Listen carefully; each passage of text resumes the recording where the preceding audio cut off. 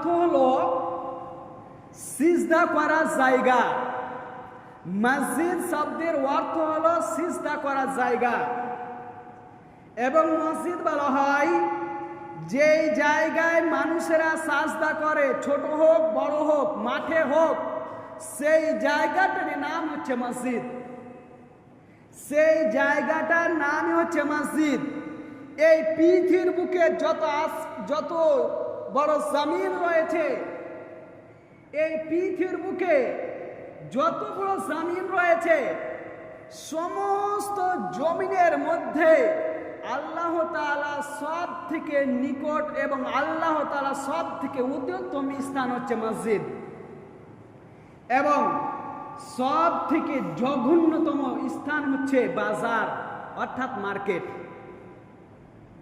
যেমন হাদিসের আবেচনা হযরত আবি হুরায়রা রাদিয়াল্লাহু তাআলা আনহু, তিনি বলছেন যে রাসূলুল্লাহ সাল্লাল্লাহু আলাইহি ওয়াসাল্লাম বলেছেন যে পৃথিবীর বুকে যত জমি জায়গা রয়েছে তার মধ্যে সব থেকে আল্লাহ তাআলার নিকট অধিক প্রিয় হচ্ছে মসজিদ, এবং সব থেকে জঘন্যতম যাকে ঘৃণা করা যায় সেই স্থানটির নাম হচ্ছে বাজার।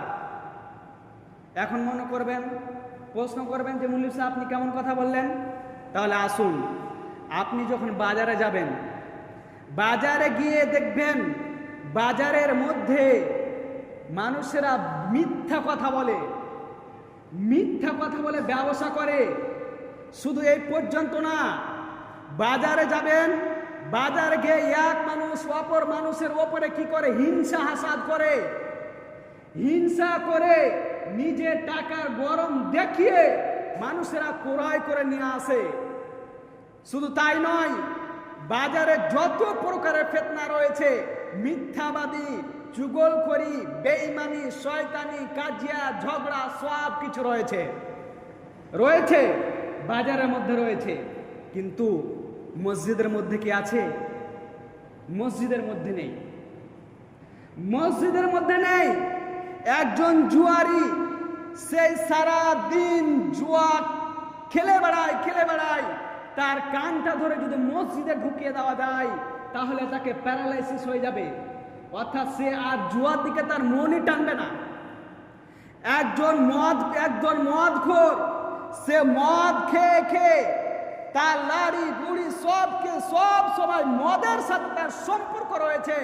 তার কান থেকে ধরে যদি মসজিদে আমি আপনি ভরে দিই তাহলে সেই ব্যক্তি মসজিদে ঢুকে তাকেও প্যারালাইসিস হয়ে যাবে। সে আর তার দিমাগ আর কাজ করবে না যে আমি এমন একটি জায়গায় পৌঁছে গিয়েছি।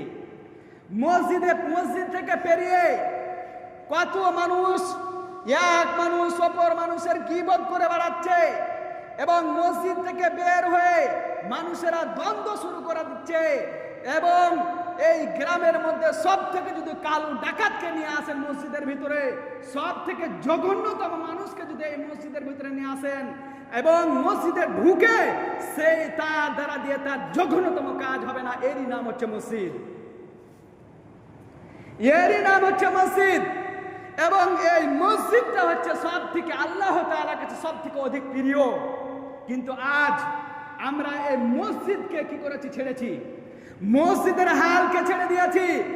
মসজিদে আমরা আসি না, আল্লাহ তাআলার প্রিয় জায়গায় আমি আপনি আসছি না। এবং যেই জায়গায় ফিতনা ফাসাদ রয়েছে, যেই জায়গায় মিথ্যা রয়েছে, যেই জায়গায় ব্যভিচার রয়েছে, যেই জায়গায় গীবত রয়েছে, যেই জায়গায় সুদ রয়েছে, যেই জায়গায় ফিতনা ফাসাদ রয়েছে, সেই জায়গায় আমরা আগে যাই এবং মসজিদে আমরা পরে আসি। হায়রে হতভাগা মানুষ, একটু চিন্তা করে দেখুন যে এই পৃথিবীর বুকে আল্লাহ তাআলা এই মসজিদকে নির্মাণ করতে বলেছেন কেন? এই মসজিদে এসে মানুষের ইবাদত বান্দেগি করবে, আল্লাহ তাআলার কাছে ক্ষমা চাইবে। হে রব্বুল আলামিন, আমি পাপ করেছি, আমার পাপকে তুমি ক্ষমা করে দাও। হে রব্বুল আলামিন, আমি গুনাহ করেছি, তুমি আমার গুনাহকে মাফ করে দাও। হে রব্বুল আলামিন, আমি আজকে আমার দ্বারা দিয়ে দিয়ে বেঈমানি হয়েছে। আল্লাহ তুমি আমাকে হেদায়েত দাও যাতে আমি সেই বেঈমান থেকে ফিরে আসি। হে রব্বুল আলামিন, আমি বেঈমানি মানুষ, আল্লাহ তুমি আমাকে হেদায়েত দাও যেন আমি এই মসজিদে আসতে পারি। হে রব্বুল আলামিন, তুমি আমাকে হেদায়েত দাও যাতে আমরা এক মানুষ অপর মানুষের গীবত করে না বেড়াই। হে রব্বুল আলামিন, তুমি আমাকে তৌফিক দাও যেন আমরা সৎ কাজে মানুষদেরকে আদেশ করতে পারি, অসৎ কাজে নির্দেশ করতে পারি। এরই নাম হচ্ছে মসজিদ, এরই নাম হচ্ছে মসজিদ। কিন্তু আজকে আমরা মসজিদকে অবহেলা মনে করেছি, মসজিদের দিকে গুরুত্বই দিচ্ছি না, মসজিদের দিকে গুরুত্বই দিচ্ছি না, আসছি না। যদি আসতাম তাহলে আমরা বাজারে যেরকম ফিতনা হয় সেই ফিতনার দিকে আমরা বেশি ছুটছি এবং মসজিদের দিকে কম ছুটছি। তার কারণ আল্লাহ তাআলা বলছেন কি জানেন? আল্লাহ তাআলা কি বলছেন? যে আল্লাহ তাআলা বলছেন ওয়া আন্নাল মাসাজিদা লিল্লাহি ফালা তাদউ মা'আল্লাহি আহাদ। ওয়া আন্নাল মাসাজিদা, আমি মসজিদকে আমরা যে মসজিদগুলোকে নির্মাণ করেছি কার জন্য? একমাত্র আল্লাহ তাআলার জন্য। ওয়া আন্নাল মাসাজিদা লিল্লাহ, আমরা মসজিদ নির্মাণ করেছি একমাত্র কার জন্য? আল্লাহ তাআলার জন্য, আল্লাহ তাআলার ইবাদত বান্দেগী করার জন্য। কেন? শুধু একমাত্র আল্লাহই হচ্ছে সব থেকে আমাদের একাধিক প্রভু। আল্লাহ ব্যতীত এই পৃথিবীর বুকে আর কোনো প্রভু নেই, আল্লাহ ব্যতীত কোনো এই পৃথিবীর বুকে সৃষ্টিকর্তা নেই, আল্লাহ ব্যতীত কেউ এই পৃথিবীর বুকে লালন পালন করানোওয়ালা নেই, আল্লাহ ব্যতীত এই পৃথিবীকে চালানোওয়ালা আর কেউ নেই। তারই জন্য আজকে আমরা এই মসজিদকে নির্মাণ করেছি। শুধু এই পর্যন্ত শেষ নয়, আল্লাহ তাআলা আরো বলছেন ইন্নামা ইয়ামুরু মাসাজিদাল্লাহি মান আমানা বিল্লাহ। ইন্নামা ইয়ামুরু মাসাজিদাল্লাহি মান আমানা বিল্লাহ, একমাত্র তারাই হচ্ছে সফল, একমাত্র তারাই হচ্ছে সফল যারা এই মসজিদের ভিতরে এসে, যারা মসজিদের ভিতরে এসে আল্লাহ তাআলার আইন ও আহকামকে কি করেন? আইন ও আহকামকে মেনে চলেন, আইন ও আহকামকে মেনে চলেন।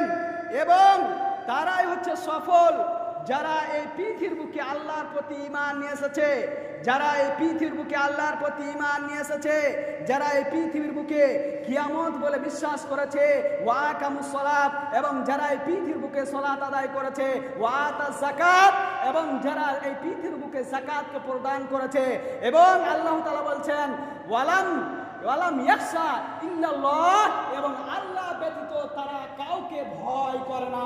এটা হচ্ছে ঈমানদারের পরিচয়, এটা হচ্ছে ঈমানদারের পরিচয়, এটা হচ্ছে ঈমানদারের পরিচয়।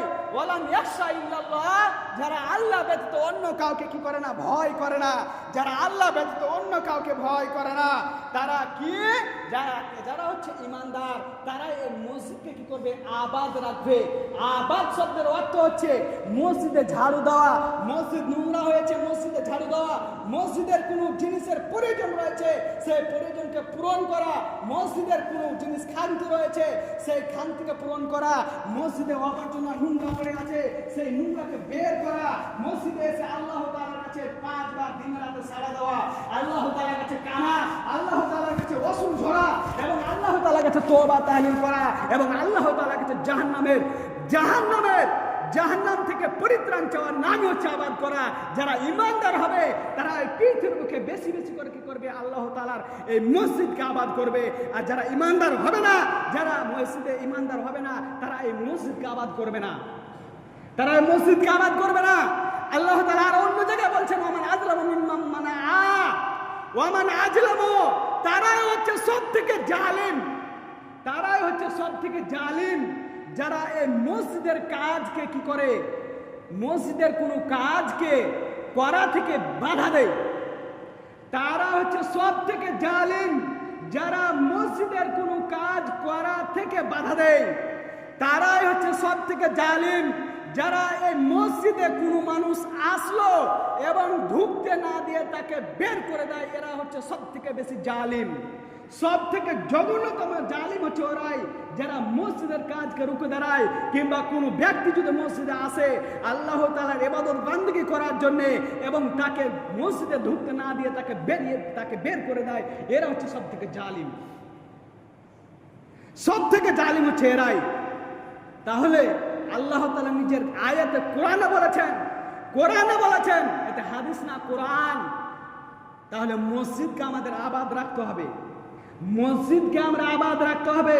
যদি মসজিদকে আমরা আবাদ না রাখি, মসজিদকে যদি আমরা আবাদ না রাখি, যদি আমরা মসজিদকে আবাদ না রাখি, মসজিদে যদি এসে ইবাদত বান্দেগি না করি, মসজিদে যদি কোনো কাজকে আমরা বাধা দিই, এবং মসজিদে কেউ যদি আসে তাহলে তাকে যদি আমরা বাধা দিই, তাহলে আমরা হচ্ছে জালেম। মসজিদ আমাদেরকে নির্মাণ করতে হবে। তার কারণ আল্লাহ তাআলা কি, আল্লাহ রাসূল কি বলেছেন, মান বানা লিল্লাহি মসজিদান বানাল্লাহু লাহু বাইতান ফিল জান্নাহ।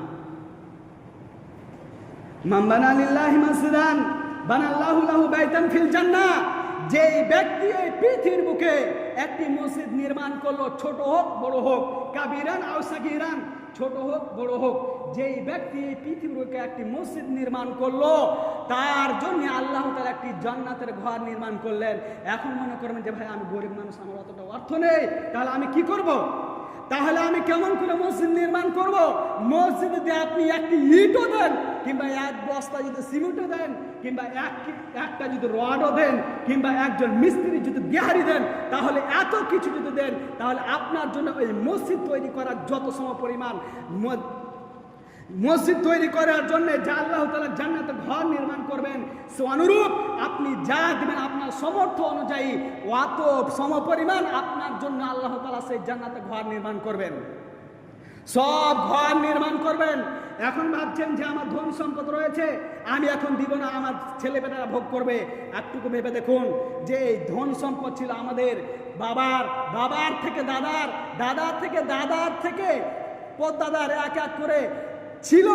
আজকে পরদাদা থেকে দাদার কাছে আসলো, দাদার কাছ থেকে বাবার কাছে আসলো, বাবার কাছ থেকে আপনার কাছে আসলো, এবং আপনার কাছ থেকে আপনার ছেলেরা ভোগ করবে, এবং আপনার ছেলেদের কাছ থেকে আপনার পোতারা কি করবে, ভোগ করবে। এইরকম ওয়ারেস মূলে চলে যাবে। যা কিছু আমি আপনি ধন সম্পদ যা কিছু আমাদের থাকবে, সেই কোনো কাজে আসবে না। শুধু আমাদের ধন সম্পদ কি হচ্ছে, ওইটুকু আমাদের, ওই ধন সম্পদটা হচ্ছে আমাদের নিজের। যা আমি খেয়েছি সেটা হচ্ছে আমার ধন, তার রেজাল্ট হলো পায়খানা। যা কিছু আমি পড়েছি সেটা হচ্ছে আমার নিজের ধন, তার রেজাল্ট হলো ছিঁড়ে যাওয়া পর্যন্ত। এবং যেটা আমি কি করেছি, যেটা আল্লাহ তাআলা রাস্তায় দান করেছি, সেটা হচ্ছে কাল কিয়ামতের দিন আল্লাহ তাআলার কাছে আমি জমা রেখেছি। সেটা কিয়ামতের দিন আল্লাহ তাআলা আমাকে আপনাকে দিবেন, আল্লাহ তাআলা আমাকে আপনাকে দিবেন। আল্লাহ রাসূল সাল্লাল্লাহু আলাইহি সাল্লাম কি বলেছেন জানেন? গেনাকা কাবলা ফাকারিকা, ধন সম্পদ একটি নিয়ামত, ধন সম্পদ একটি নিয়ামত ভিখারি হওয়ার আগে, এবং ধন সম্পদ একটি নিয়ামত ভিখারি হওয়ার আগে। এর দুইটি ভাগ রয়েছে, একটি হচ্ছে ডিজিটাল, একটা হচ্ছে নরমাল। নরমালটা হচ্ছে এটাই যে আপনাকে আল্লাহ তাআলা ধন সম্পদ দিয়েছেন, সেই ধন সম্পদ যদি আল্লাহ চায় তাহলে এক্ষুনি কি করবেন, সমস্ত কিছুকে বরবাদ করে দিবেন। এটা হচ্ছে নরমাল। এবং ডিজিটাল কাকে বলেন জানেন? আপনি আজকে 1 কোটি টাকার মালিক, এবং আপনি বয়স্ক হয়ে গিয়েছেন। বয়স্ক হয়ে যাওয়ার পর আপনার ছেলেরা আপনার ধন সম্পদকে কি করেছেন, বন্টন করে নিয়েছেন। আপনার 2 জন ছেলে, সেই 2 জন ছেলে বন্টন করে নিয়েছেন। আপনি বৃদ্ধ মানুষ, আপনার কিছু মনে থাকছে না। বন্টন করে নেওয়ার পর আপনি মসজিদে এসেছেন শুক্রবারের দিন, এবং সেই সময় বলছেন খতিব সাহেব, মান আলিল্লাহি মসজিদান বানাল্লাহু লাহু বাইতান ফিল জান্নাহ, যেই ব্যক্তি এই পৃথিবীর বুকে একটি মসজিদ নির্মাণ করবে, তার জন্য আল্লাহ তাআলা একটি জান্নাতের ঘর নির্মাণ করবেন। আপনি শুনে নিয়েছেন। আপনি বাড়ি গেলেন, বাড়ি যাওয়ার পর আপনার বড় সন্তানকে বললেন, বেটা রে আব্দুল সাত্তার, কি আব্বু? আপনার ছেলে বলছেন, কি আব্বু? বেটা রে 20 বস্তা সিমেন্ট দাও তো। কি করবে আব্বু? সিমেন্ট মসজিদে দিব, মসজিদে দিব, মসজিদে দিব। তখন আপনার ছেলে রেগে গিয়ে বলবে, তোমার কি কোনো কাম ধান্দা নেই? তোমার কি কোনো কাম ধান্দা নেই? তোমার কি খেয়ে দিয়ে কোনো কাম নেই? মসজিদে কেন তুমি সিমেন্ট দেবে? তারপরে মুখখানটা চুচুর মুচুর করেন। আপনি ছোট সন্তানের কাছে যাবেন, ছোট সন্তান একই কথা বলবেন, একই কথা বলবেন যে আমি তোমাকে কিছুই দিবে না, কিচ্ছু চুপ করে দেবো। তার কারণ যে আপনি আপনার বাবার জন্য দেননি, আপনার জন্য আপনার সন্তানেরা দেবে না। যতদিন পর্যন্ত আপনার কাছে হ্যান্ডেল রয়েছে, ততদিন পর্যন্ত আপনি যেখানে খুশি আপনি ব্যয় করতে পারবেন। যেদিন আপনার কাছ থেকে হাত ছাড়া হয়ে যাবে, সেদিন আপনি ইচ্ছা করলেও আপনার কোনো কাজ হবে না। এখন আপনি যদি মোটরসাইকেল চালাতে জানেন, আপনি ইচ্ছা করলেন আপনি হরিশচন্দ্রপুর যেতে পারবেন, কিংবা আপনি ইচ্ছা করলেন মালদা যেতে পারবেন। যেদিন আপনার হ্যান্ডেল ধরার ক্ষমতা থাকবে না, সেদিন আপনি যদি ইচ্ছা করেন যে আমি মালদা যাব, এবং আপনার সামনে যদি আপনার ছেলে বসে থাকে, আপনার ছেলে যদি মালদা না নিয়ে যায়, তাহলে আপনার যাওয়ার কোনো ক্ষমতা নেই। তাই অনুরূপভাবে আমি বলবো, যতদিন পর্যন্ত আমার কাছে হ্যান্ডেল রয়েছে, যতদিন পর্যন্ত আমার কাছে ধন সম্পদ রয়েছে, স্বামী যেই দিকে ঘুরাবো সেই দিকে আমি কি করতে পারবো, দিতে পারবো। যেই দিকে আমি চাইবো সেই দিকে আমি দিতে পারবো।